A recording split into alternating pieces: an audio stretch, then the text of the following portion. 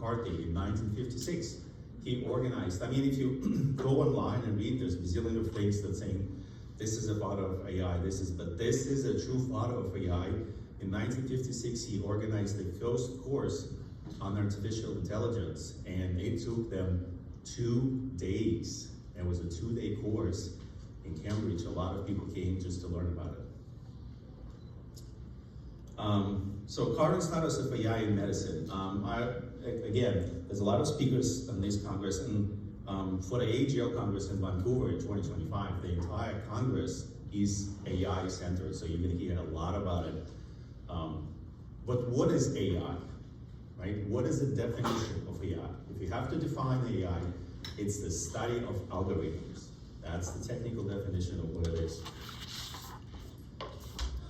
This is what AI in surgery and medicine kind of schematically represents to us, right? So a lot of things you can see, and you're gonna hear a lot of lectures about it. Preoperative planning, of course, all the imaging that happens preoperatively, intraoperative guidance, whether it's incorporated like a CAT scan, MRI, or any MRI imaging techniques, surgical robotics inevitably, because most of them have some sort of AI embedded in them. And then on the left, you can see the basics, things like supervised learning, unsupervised learning, semi-supervised learning, what does it mean? Meta learning, federated learning, right? So there's a lot of terminology that floats up there. And very often we don't even know what it means. So what is, for example, federated learning, right? It's a collaborative learning, it's a decentralized approach to training machine learning models, right? And the best example of federated learning that all of us actually use, or almost all of us use every day, is Waze, right? So this one application, for example, what it means. So this is what it looks like. You have millions of drivers that are driving on millions of roads, and they're constantly feeding information about the accidents that happen, the traffic that happens, if there's a roadblock, all that goes to the cloud. And then based on this information, then the AI algorithm then will build up your route. It says, this is the road you want to take, because that's the shortest, quickest, from A to B based on information. All right, so you are here, and then all this gets to the cloud, and then you get that local data. And of course, there's no text, but this is you here. But having said that, it's not inconceivable to think that in the next 10, 15 years, something like that will happen with surgery. Probably thousands of doctors worldwide doing a hysterectomy simultaneously. All this information is fed into the cloud, and the AI computer will tell you, okay, based on the best available knowledge that we have and information, you should take round ligament next, followed by the bladder flap, followed by the desiccation of uterine vessels. Of course, I'm making stuff up, but the bottom line is the same, right? So you've getting thousands of surgeons simultaneously operating, and that information then fed back to you as a surgeon because you've requested a certain approach to this particular surgery. That is the best example of what we know as a federated learning. And then of course there's meta learning, right? So again, going back to all this interesting definition that exists in the world of AI. It is described as learning to learn, right? It improves the result of performance in the learning algorithm by changing some aspects of learning algorithm itself based on the results of the experiment. This is quite used mostly in the, for example, in our field in GYN oncology, where a lot of information, a lot of data, again, is fed into the cloud, and then based on this data, the algorithm itself makes adjustments and then kind of gives back the information saying, this is the best chemotherapy route based on all available data for this particular type of cancer. And again, going back to some terminology, because it's getting really confusing nowadays. Machine learning and deep learning, for example, they all mean AI, but what's the difference between a machine learning and the deep learning? And you can see on the slide, it will tell you, so subfield of artificial intelligence, both of them, it's considerable human intervention needed for machine learning. With a deep learning, very little. The machine just pretty much learns by itself. with a machine learning, it's able to learn with very few data, less data needed. With a deep learning, you need tons and tons, millions and millions of points of information to make up a decision. Machine learning establishes the basic. It has a linear relationship with everything it does, not in deep learning. At this point, the machine is pretty much doing stuff by itself, and there's very little human intervention that needed. I'm not an AI expert. I don't claim to be. I'm a surgeon. I got involved in the AI because one of the large commercial companies asked me to help them develop the algorithms for hysterectomy, myomectomy, and things like that. But it's interesting. I'm going to digress a little for a second. When you ask actually AI engineers, what is AI and how it works and what it does, the scary part of that is that they can tell you how to build a box, what components are placed in the box, how they connect them, what algorithm they use, but they cannot tell you how it actually works. They actually don't know how this particular AI makes a decision of what it makes, right? So think about it. The people that actually build it do not understand how the decision is made, and they will tell you that openly. Again, going back to sort of surgery, this is what AI is used. You can see it gets all interwoven, a lot of things, pre-op planning, artificial intelligence, intra-op planning, maybe DNA analysis, that's all get together mixed in there. But let's just go back to the current state of AI medicine and surgery. When I was making this presentation, and it wasn't just yesterday, the FDA recently announced more than 520 FDA-approved AI medical algorithm in this country alone, right? Because obviously FDA only regulates the United States. Interestingly enough, the first one was approved in 1995, so 30 years ago. Why AI in our field, in field of obstetrics and gynecology, important, right?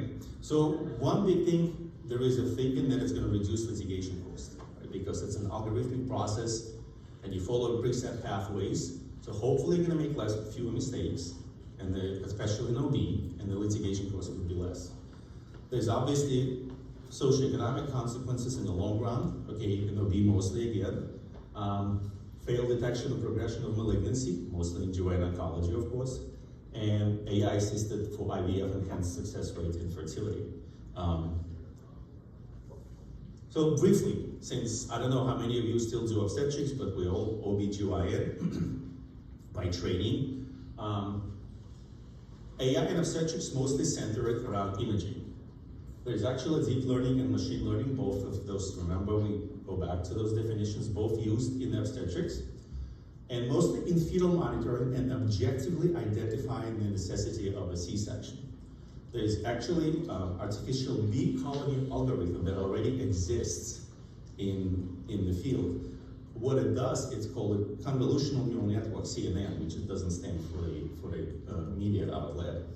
It identifies the placental pathology changes before any clinical manifestation, before even the blood pressure goes up, before any markers go up.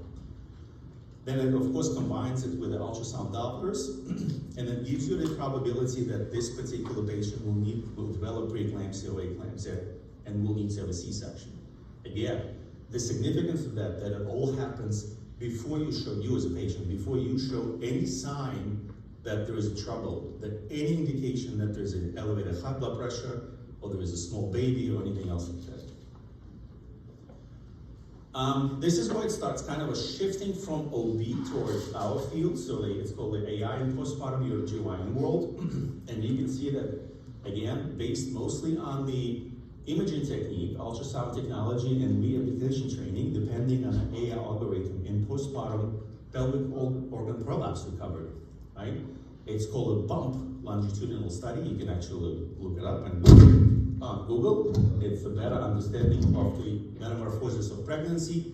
What it does, it predicts based on how many deliveries you have, C-section, vaginal delivery, episiotomy, I don't know, I'm not an obstetrician, I haven't done that.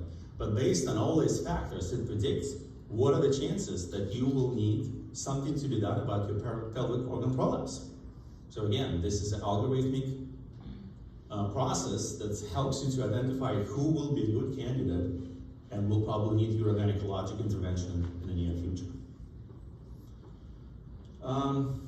I'm going to skip that. That came from Duke University. Again, it's an interesting study. It looked at the diffuser overactivity in urogyne. You can see it's called proof of concept. We just don't have time for all this.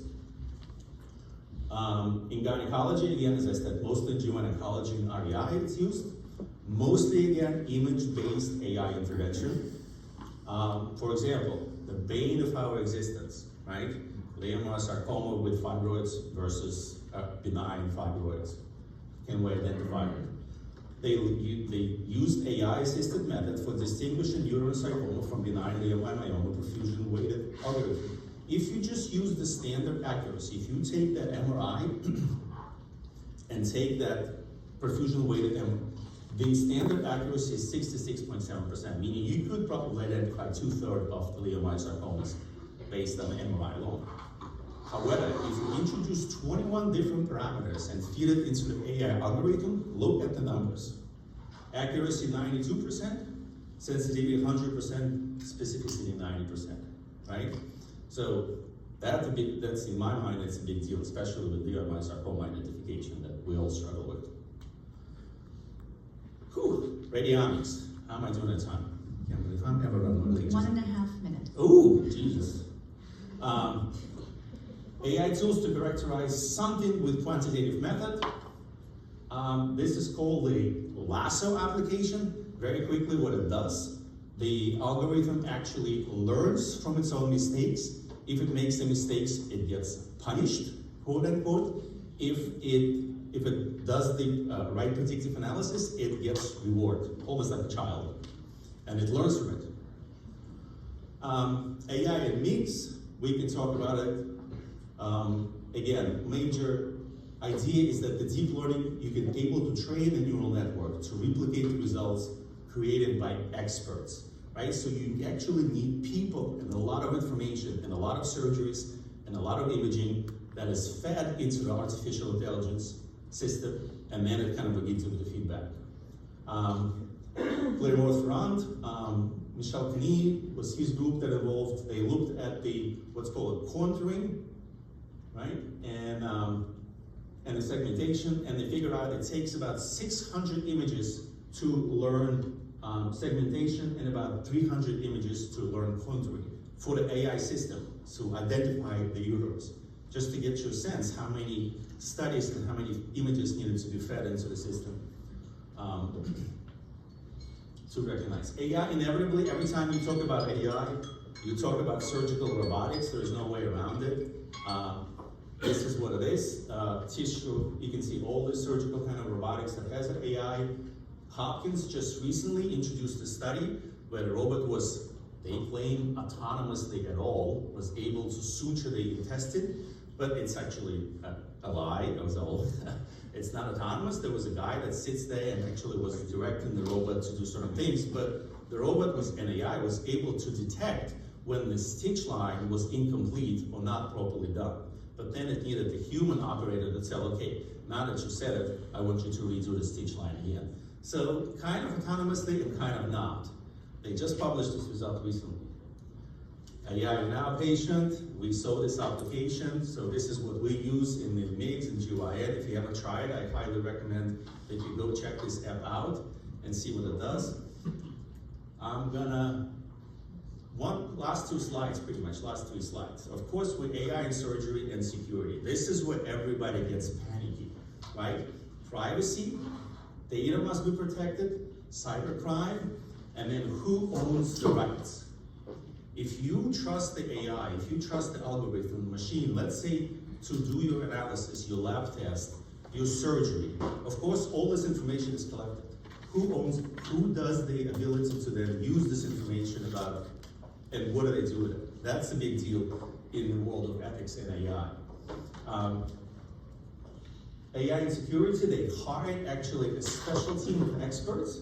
Security research launched a simultaneous cyber attack that's called the DOS, denial of service attack, on the surgical robot. They easily hijacked Raven 2, which is, I think, St. Louis University was working on that. And then they were able to completely stop the robot and take control from the surgeon, to the point where the surgeon was unable to do anything, anything at all. They did it on purpose just to prove how vulnerable the system is and what could be done if it might happen. And if you are a surgeon like I am, maybe we're in the wrong field, Netflix, they hired artificial intelligence experts and they're paying them $900,000 salary. This is from time. Thank you.